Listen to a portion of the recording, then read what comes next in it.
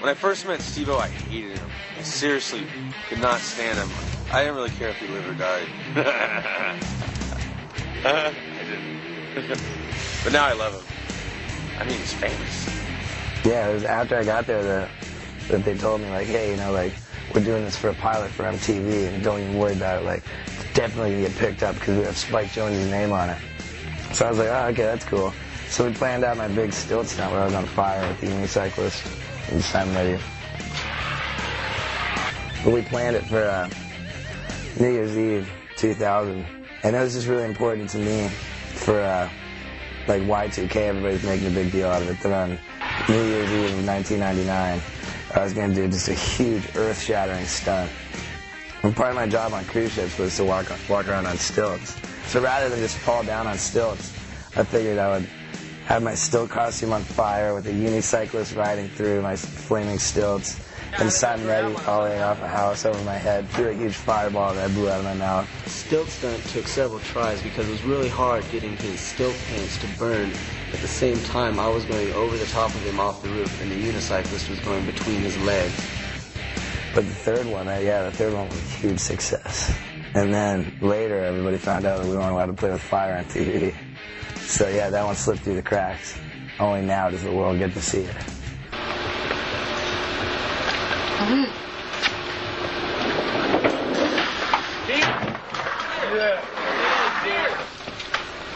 Beer. Spray him down. Goes the bear.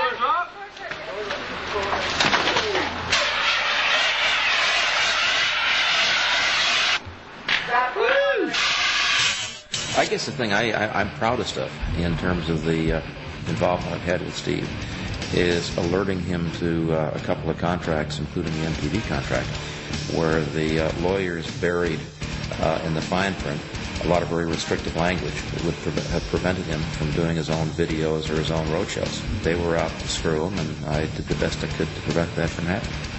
Yeah, you don't mess with my dad.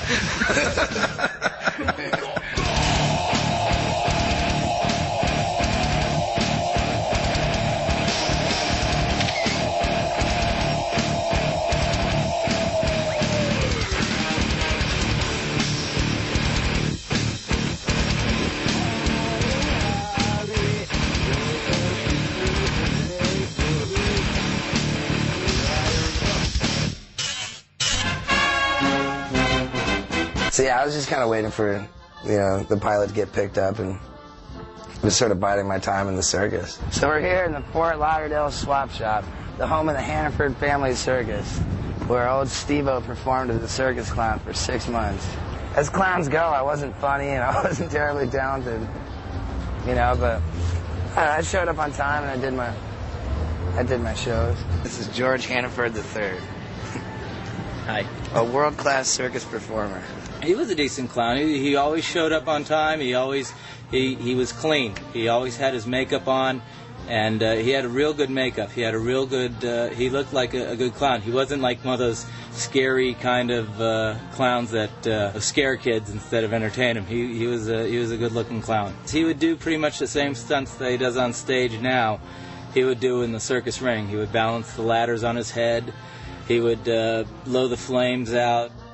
He hasn't changed one bit from every time I see him on like Stern or anything, that's exactly how he was right from day one. He was always had big plans. He always was looking towards the future. When I worked on cruise ships, I was floating at sea, and I couldn't really do anything. But here, it's the circus doesn't travel. I go to work, and as soon as I left the circus every day, I was no longer Steve-O the clown. I was Steve-O.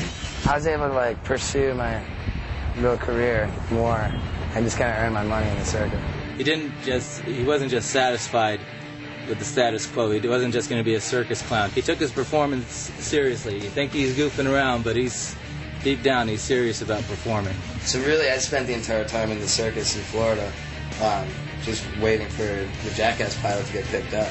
And my last circus performance, I washed out my clown makeup, and within probably half an hour I was picking up a goldfish.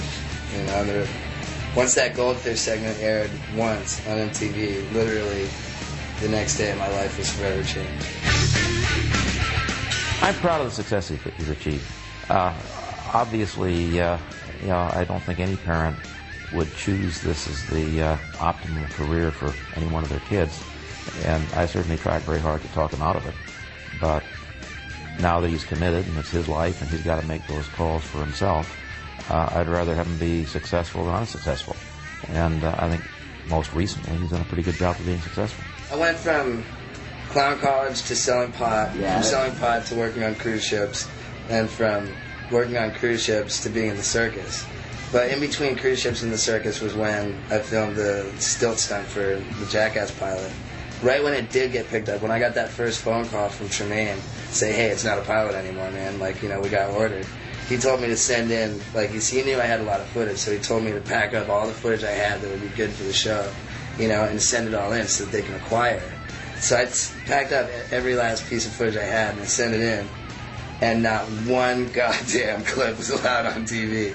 So, I mean, I like, from the inception of the TV show, I was sitting on, like, a gold mine of footage that wasn't going to be allowed to play. So, from day one, I was, you know, working on my sort of not allowed on TV product. I'm having fun doing it too. They're going to keep coming. The world is full of low IQ people that try to look intelligent and fall on their ass.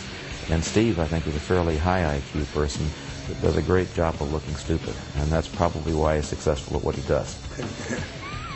People find out I'm smart, but everybody goes angry. I've got a special spot in the pit of my stomach reserved for worrying about my brother.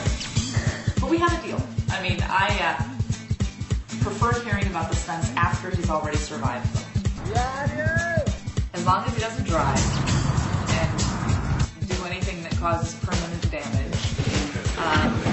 Probably the less I know on that front, the better. This was an H Road production. Later. See ya.